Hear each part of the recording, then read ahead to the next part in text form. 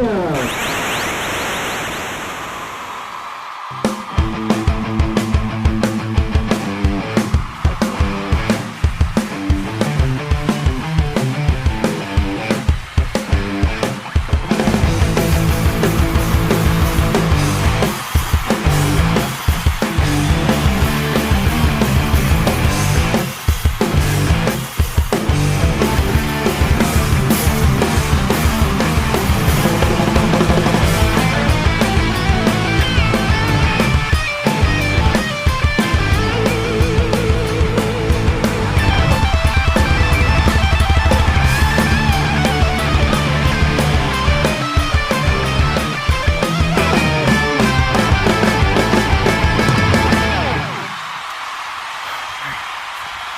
Here we go, guys.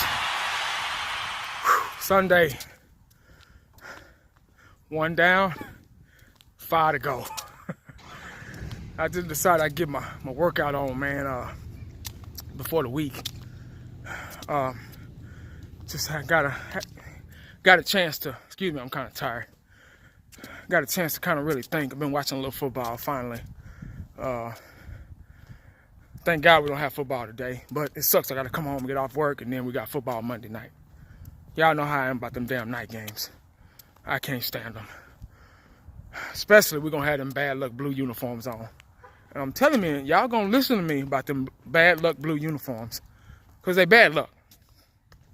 I don't give a damn if we're at home or not. But we're at home. That's the key thing. We're at home. And hopefully we can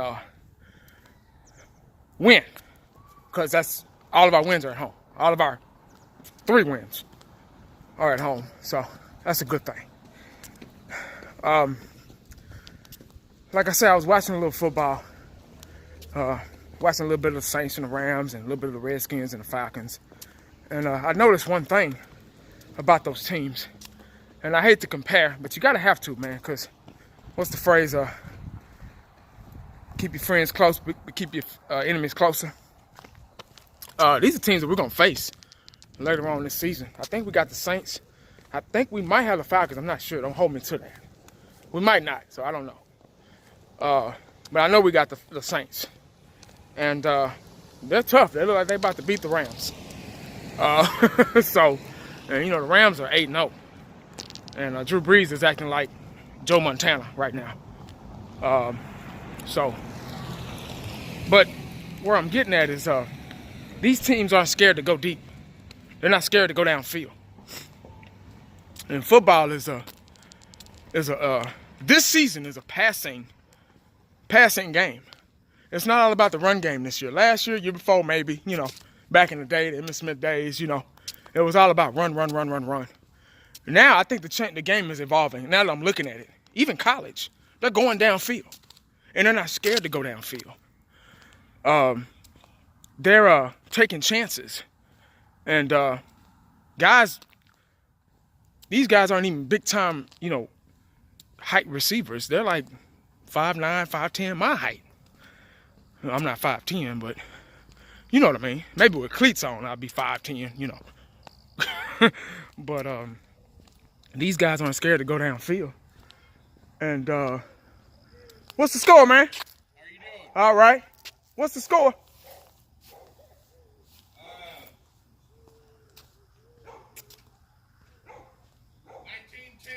19-10. What game? I thought you were watching the Rams game. I'm sorry. What game is that? Seattle. Okay. Chargers. Oh, okay. All right, thanks. Have a good one, man. Yeah, what was I saying? Shit, see, y'all know, I'm getting older, man. I don't know. I can't remember. Oh, yeah, they're not scared to go downfield anymore. They're going down. I mean, they're taking chances, and they have the receivers to do it. And that's what it all boils down to, you know, with the Cowboys.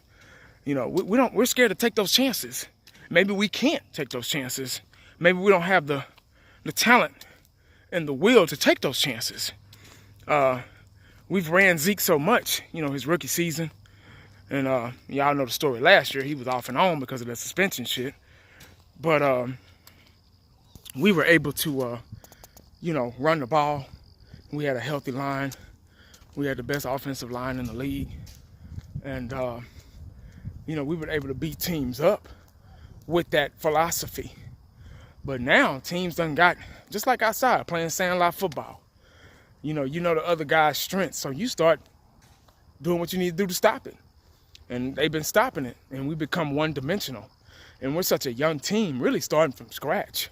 If you honestly think about it, we're really starting back to the drawing board. Look at everybody. Dez is gone, which we should have kept. That was a mistake they knew they made, because he was a dominant threat downfield, at least red zone threat. Witten is gone. He was a mood to change type tight end, 7-9 yards, first down, whatever. He was a consistent threat, midfield, first downage, and end zone too, end zone threat. And his experience and knowledge is gone. We got Dak, which is young and still learning, and it's hard for him to learn because of the environment that's around him. Not having the right coaching, the personnel not being able to coach up young guys. They want the philosophy to teach themselves, and that's why we've been losing. And if you watch the other games, they're well coached. I saw Drew Brees immediately after a touchdown. He went to the sideline and sat by his backup quarterback and maybe the offensive coordinator or the quarterback's coach, and was looking over things, looking over playbooks and stuff like that, and game plan and what to do next when they get back out on the field. And we don't do that. Dak just kind of put his hat on, and Kellen Moore has got this damn stupid ass Halloween mask ass smile on his face, and I don't know. I just don't see it. Maybe the camera's not on him, but I don't see it. But the leadership and the role model just isn't there for him. So coaching goes a long way. Parents, like I always say, coaches are like parents. If you got good parents, your kids are going to be successful in the world. If you got all over the place ass parents that don't want to, don't care, their kids are going to be all over the place. And that's what's going on with Dak. He's all over the place right now. He's not getting the proper nurturing, upbringing, if you will, that he's supposed to be getting as a young quarterback. Like I said, these other games I'm watching are so exciting. They're going downfield, they're opening up the run game, and they're keeping the other team, their offense is creative enough to keep the other team on their toes, guessing. And we just don't have that. And I'm seeing it. I'm not just making this shit up. I'm not just saying, I'm going to go outside and just talk shit. No, I'm seeing it. And I've been seeing it since 1980. You know what I mean? So, it's I think I know what I'm talking about. And I'm not saying nobody else does, but you got to remember, it's a game. And the game keeps evolving year by year by year. It used to be, back in the day, it was a controlled game.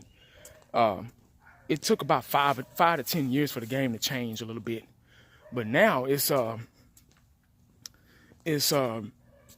pretty much every year. It's like college football, The players are getting younger and their responsibilities are getting bigger. So they're having to learn faster.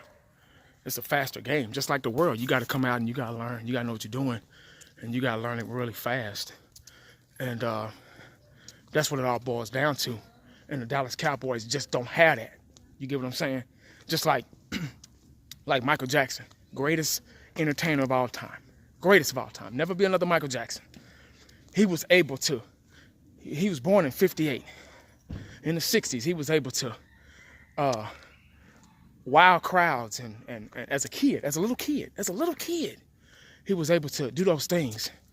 And he evolved from the 60s to the 70s with the afros and the platform shoes, and he was still on top, greatest, overriding the Temptations and all those other groups, the Supremes and Motown and all that stuff.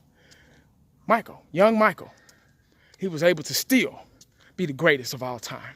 In the 80s, greatest selling album of all time, Thriller. He was able to move on to the next decade and still dominate. And in the 90s, still dominate. He was on another level. You know, there's star, there's superstar. Michael Jackson was above all that. You get what I'm saying? So he worked and worked and worked and worked and worked to make himself better. You get what I'm saying? While everybody else was asleep, he was still working. And that's what the Cowboys need to be doing. If you love something that you do, I never forget, a guy was talking about Michael Jackson, and right before he died, he was supposed to make that This Is It tour. And he said Michael Jackson walked in a room and it was like, everybody stopped. You know what I mean? And they were going over like a certain beat or something like that. And Michael Jackson got on his hands and knees and put his ear to the ground as the beat was going on. And all the musicians were like, what the hell? What is he doing? And Michael Jackson got up and was like, what y'all looking at me funny like that for? And we was like, man, Mike, we wondering what you doing, bro. What the hell's going on? Mike said, you got to be able to feel the rhythm. And they were like, whoa. See, y'all just playing instruments, fucking around, but you got to be able to feel it. You got to be able to feel what you're doing. You got to be able to feel what you love to do. And I was like, wow. Next level type shit. You know what I mean? That's why he was the greatest of all time. And there will never be nobody greater. But the football has to be the same way in your mind. You have to be able to feel winning. You have to be able to feel your craft. Be good at it. Don't just go out there for a check. And these young guys aren't being taught that. You get what I'm saying? So, I don't know. But we got the Titans tomorrow, Monday night. It's a winnable game. That's all I'm going to say. It's a winnable game. It's a game that we should win because we're home. We play good at home. We're perfect at home. We're dominant at home. We just need to take over the game. We need this win for confidence to get back on the board. Stay in the running in the NFC East. Keep everything kind of balanced. And just confidence, man. Just boost our confidence back up. Get Amari Cooper on the scene. Hopefully he can spread the field like they say he can. And make some magic happen. Open up the run game and get Zeke going. And just kind of make it a domino effect on a positive way. But that's all I got, guys, man. I just kind of wanted to run my mouth while I was out here working out and running. And running my damn lungs out my chest. But anyway, make sure you stay cowboyed up because you never know what the day is going to bring you. Holla back at your boy. I'm out.